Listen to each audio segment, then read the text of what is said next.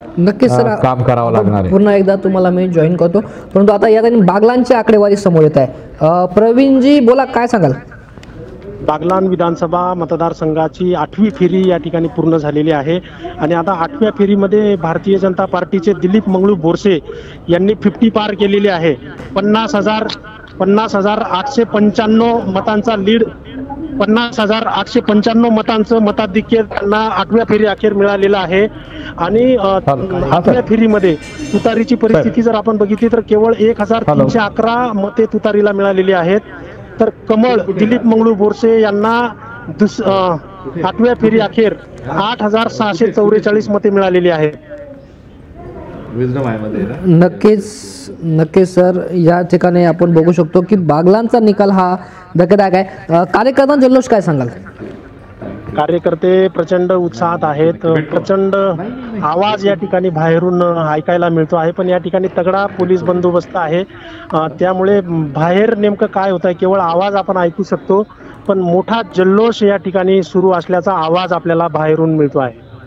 नक्कीच प्रवीणजी, पुन्हा एकदा मी आपल्याशी संपर्क करतो। आता ही 8वी फेरीचा निकाल होता, 9वी फेरी संदर्भात काय सांगाल?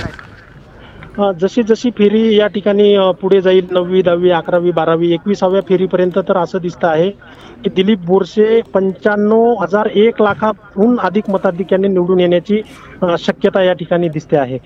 जसं की म्हटलं जात होतं की बागलांचा पश्चिम पट्टा हा काँग्रेसला चालतो, राष्ट्रवादीला चालतो, लोकसभेला जे चित्र दिसत होतं ते पूर्ण उलट चित्र या ठिकाणी आपल्याला बघायला मिळतं आहे। ज्या विश्वासानं महाविकास आघाडीचे नेते होते त्यांना पश्चिम पट्ट्यावर प्रचंड विश्वास होता, परंतु तो विश्वास या ठिकाणी त्यांना कामी आलेला नाहीये आणि जे चित्र लोकसभेला होतं ते पूर्ण लोकसभेच्या विरुद्ध वातावरण या ठिकाणी तयार झालेलं आहे। आणि पश्चिम पट्ट्यातला जो कोकणी समाज आहे, आदिवासी समाज, हा पूर्ण दिलीप बोरसेंच्या पाठीमागे खंबीरपणे उभा असल्याचं चित्र या ठिकाणी अधोरेखित होत आहे।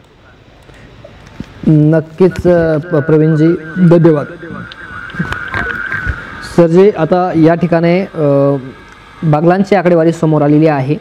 या ठिकाणी 8व्या फेरीमध्ये 1,311 मतं दीपिका चव्हाणला पडत आहे, तर दिलीप बोरसे यांना 8,644 एका फेरीचा हा फरक आहे। आणि एकूण 8व्या फेरीपर्यंत आपण बघितलं तर 50,895चा लीड या ठिकाणी दिलीप बोरसेंना या ठिकाणी मिळतोय, काय सांगाल? विशालजी, आता सगळ्यात महत्त्वाचा भाग जर मला आपल्याशी बोलायचा झाला तर निवडणुकीत आता कोणाला मताधिक्य मिळतंय, कोण सत्तेवर येते हा प्रश्नच संपलेला आहे। साधारणतः 220